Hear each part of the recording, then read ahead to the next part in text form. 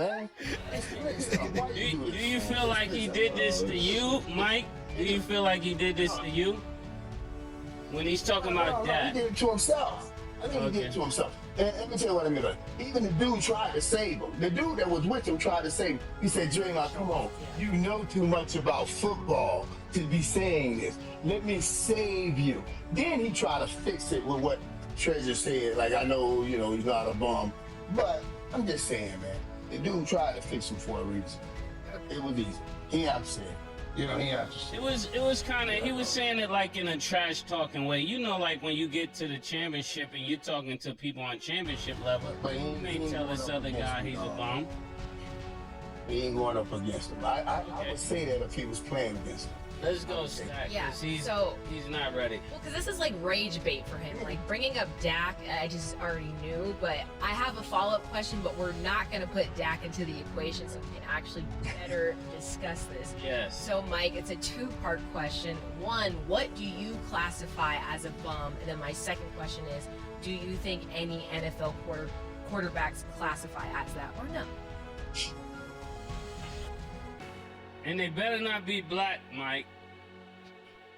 A bum. There are no bums in the NFL. You don't play at that level. There are no bums. They're not bums. The bum says you didn't do anything, you didn't make it, you couldn't cut it. Come on, man. Not. You second place MVP and you the highest paid. That's not bum. I mean, we got to be able to give a brother credit when he's accomplished something, even if we personally don't like him. That's just the reality. You know what I'm saying? So I tell you, come on, man. I classify a bum as somebody that's certainly not doing what DAK'S doing. It's not even in the field of play. Sterling being one of the best players at his position and one of the toughest positions in sports. So the Cardinals are placing quarterback Kyler Murray on injury reserve due to a lingering foot injury. This means he's going to be out for at least 4 weeks. So we've had a lot of different discussions regarding Kyler Murray. But Mike, how do you see things playing out for him? I told you, and I thought about this one time. I talked about this earlier. Kyler Murray is that kind of player that will do some great things that make you say, wow. But then, you know, there are restrictions because of his height, because of, you know, guys in the league. These are 6'6", 6'7", 6'8" guys holding their hands up, and you have to throw that ball over the middle of the field. It makes you have to give up sometimes a very important part of the football field. So you see him moving out, scatting out, doing a lot of things to try to make up for the lack of size. He has the speed to do some of those things. But look at what Jacoby Brissett is doing, because he's able to stay in the pocket and work down the road, work down the field. Look at Marvin Harrison Jr., who's having his best game against the Cowboys, and that offense been doing just a little bit better with Jacoby Brissett. So yeah, right now they're putting him on IR because they're saying we feel good in the direction we're going. And honestly, Kyler Murray spoke this earlier this year. He said, I know they're building a new stadium. I hope I'll be here to see that new stadium. And right now, it's trending that he will not be there to see that new stadium. Yeah, I think the locker room is ultimately going to play into this decision. I think when it's all said and done, he just may not be there next year.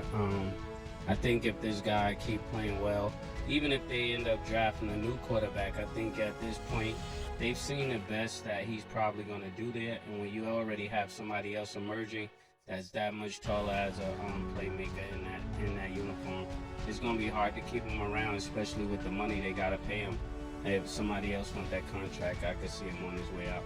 And I wish him the best. I think he could still have a phenomenal career, but it just seemed like the writing is on the wall. Yeah, we talked about this after the game, actually, with the Cowboys. They, like I said, I'm not saying he's not hurt, but, you know, you don't want him to say that he's better. And we see that they're going to stick with Jacoby Brissett. The locker room loves him, the coaches loving him. So even if he is healthy, the best thing to say is, I'm not healthy, because you don't want to be Kyler Murray and say that you're healthy. And now that's, you know, the art, you know, it's not about the team, it's about who's starting. Why is he not starting? You paid him as a franchise player. And you know, the coach said this when Kyler Murray first got hurt, that when he comes back, he'll be the start quarterback. But I just think that Jacoby's playing too good. Even though they lost some games, those games wasn't on him. And I know it was a big topic after the game against the Cowboys, like, what are they going to do? What are they going to do? What's the plan? So I think this is healthy for the Arizona Cardinals, just to say that even if Kyler Murray's 100%, it's just, it'll be a distraction. Has there ever been a buyout trade? You know, and Kyler may go somewhere else and really pick up. But when you see how, like you talked about, oh yeah, this is what I want to talk about. Think about this. Right before the game, they were talking about, we're not announcing, because Kyler Murray is getting healthy. He may even play. They were saying, I mean, play him. I said, okay, that's just coaching and strategy. They're not going to play him. But now that strategy, if it was only strategy, makes them look worse. Makes them look like, oh, we were about to play him against the Cowboys because he's undefeated in Dallas. And now we're saying he needs to go to IR. So which one is the lie? You see what I'm saying? To what Cam was talking about. So yeah, it looks bad. Yeah, anyway, I think it looks bad. Yeah, he's from right outside of Dallas. You know he wouldn't want to play at home. School in California has a father-son duo on the roster. At Compton College, the 45-year-old father is a wide receiver and his son is a defensive back. They also have a 50-year-old defensive end on the roster. So do you guys think that there should be an age limit in junior college or college football, or do you think that should not matter? Mike? Man, I saw this story. And then this joke, didn't he run for mayor or governor? Yes. So now how you gonna run for mayor or governor? Oh man, wait a minute. You gonna go back to school, be in the locker room with them young dudes, walk around. Come on, man, boy. What, you gonna walk through halls with your son's teammate or roommate or whatever, classmate? Like, yeah, that's good. There should be a limit on this. There should be a limit. I know just because you didn't play when you were in college, you can't have eligibility forever and go and sit back in a locker room at 40 years old. Or, there definitely should be a limit on this. What should be the limit, Mike? I can't even imagine him really earning a spot on that football team at 40 years old. Come on, man. Yeah, I don't know. It's just crazy. It's crazy. But think about this. With the NIL doing what it's doing, that's a professional game now. So the 40-year-old says he go back here and make a few plays, maybe he can get a few days or a few dollars. I guess that's what it is, but I don't think it's right. What do you think the cutoff age limit should be? Because I think I could see a lot of people investing in it from an NIL perspective. I don't know, man. Somewhere, when gray hairs start coming up out your face and shit like that, you know what I'm saying?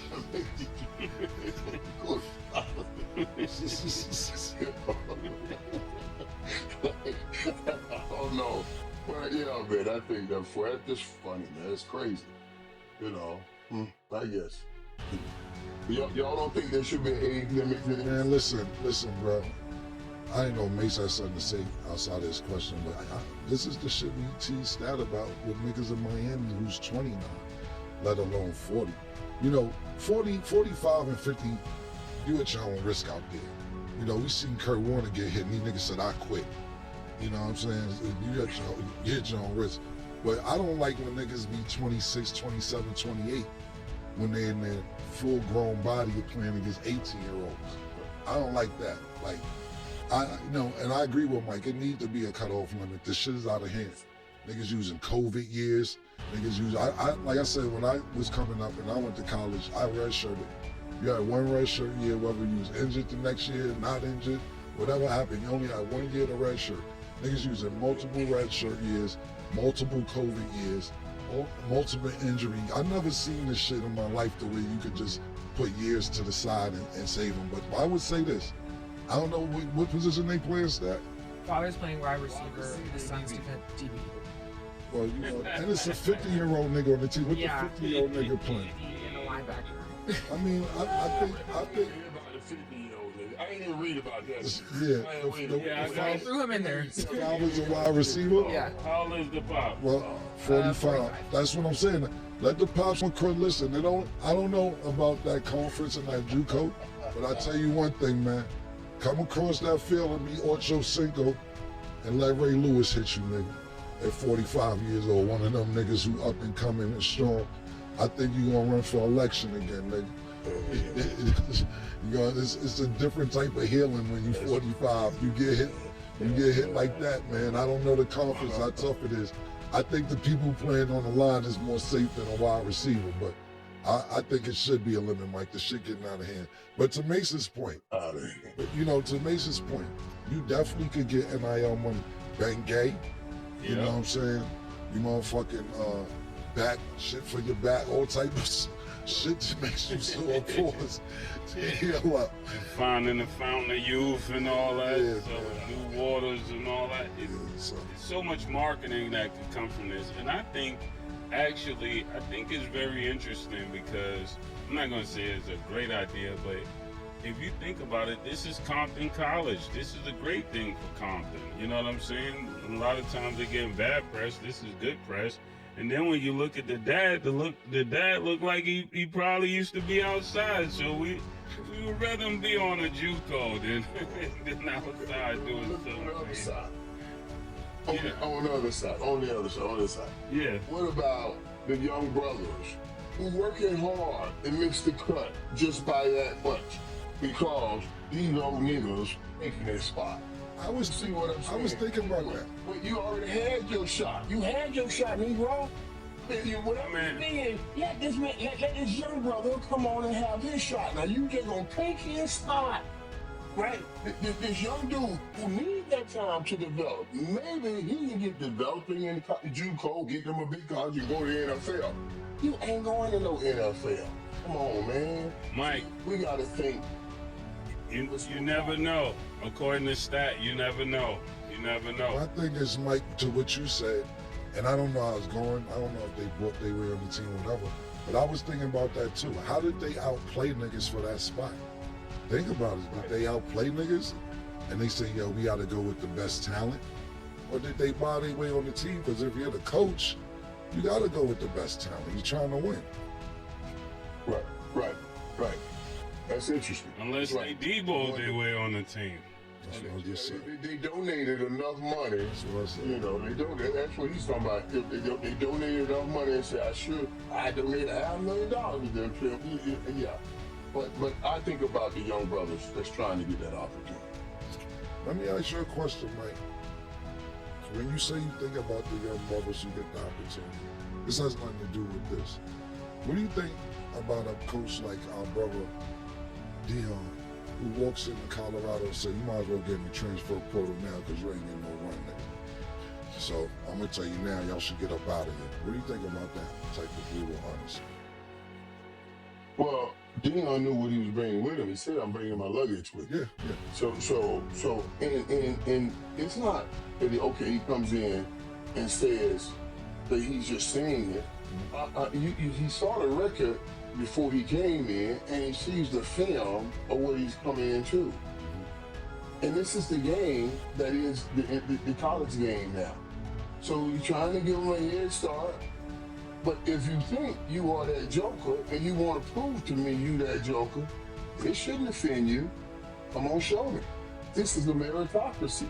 That's why when you started telling me about a 50-year-old joker playing 40, 50, there's no way they can run like them young dudes can run at 40 years old. Well, you know who would disagree? Meritocracy means you got to earn your spot. This is not something to be given.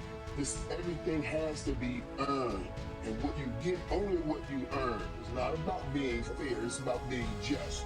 And that ain't just. Let me tell you, I have somebody that would totally disagree with you who thinks they could probably still play in the NFL, if not today, definitely 3 years ago.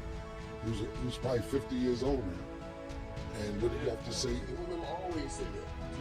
That's exactly the name I was going to say to you. What do you think about Terrell Owens saying that he should still play? He could still play in the NFL. What do you think about that? Well, and T.O. can still run, and Jerry Rice can still run. Jerry Rice was the same way.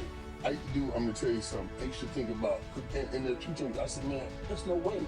How these jokers, first of all, running like this at 40, 45, at 50 years old? And I'm telling you, I thought about this, and it's because they played on natural turf. We played on artificial turf. Like, he can still run. T.O. can still run. Right. Jerry Rice was still able to run. But here's T.O. problem. It wasn't that he could not run still. He could. But it's how he ran himself in locker rooms when he was young and great. If he had cultivated in those locker rooms, then somebody could say, let me give you an opportunity because I know you're great to put around my younger guys, even because he could physically still do it, you know, but the things didn't go right in those locker rooms, so even when his later years, he could physically still do it, things wouldn't take the chance to do it. Because I believe T.O. and Jerry Rice had an ability to play, especially when the game got more and more wide open in their latter years. The reason I think they will see people like T.O., Jerry Rice, even my nigga Fitzgerald in Arizona. The reason I think they were still so athletic and physically gifted in their later years, they didn't spend a lot of their earlier years in the White House. That has something to do with it too. Jerry Rice, no joke, I promise you, that has something to do with it. Because it was about the recovery. I'm telling you guys, it's so funny you bring that up here. I don't lie. Hey, I remember when I, the first Pro Bowl I went to, Jerry Rice, I had beat Jerry Rice, and he was still behind me. We were in Hawaii, at the Waikiki, Hilton Hawaiian Village. He said, hey, Irv. And I like, hey, him. I said, make that nigga call your name again. He said, hey, Irv. He said, that's what he said. He said, I appreciate chasing after you all year. He said, I want you to know I'm training already. I was like, what? I said, oh, come on, man. And he really was training already for the next year. Pro Bowl is a week after you win the Super Bowl. We had just won the Super Bowl. No, I ain't training right now. I'm finna train a month. You know what I'm saying? So I was gonna take a month to train a month. He was back in football training. And this, my system of taking that month off, he never did. So his body didn't have to recover much. Because he kept making gains all year. So yeah, that carried over. So I know you were playing, but you hit a nail on the head for real there, man. I wasn't on that like that. Mike, I wasn't like that. I was You were dead ass. That shit matters later on, man. Yeah. Boy, that jump matter, boy. And I know you speaking, not from which you heard, but from which you know. Listen, man, let me tell you something. I knew a lot, but I would never say nothing until I seen the Netflix special. I said, okay, cool, we could talk about shit. Mike, last year, you see how you say a lot of shit, but listen, you put it on Netflix, we got some talk, man. Yeah, it's all good, man. It's all good. It's all good. Good discussion, y'all. Okay, so Josh Giddey is reaching MJ numbers and Miles Turner was getting booed versus the Pacers. We will discuss after the break.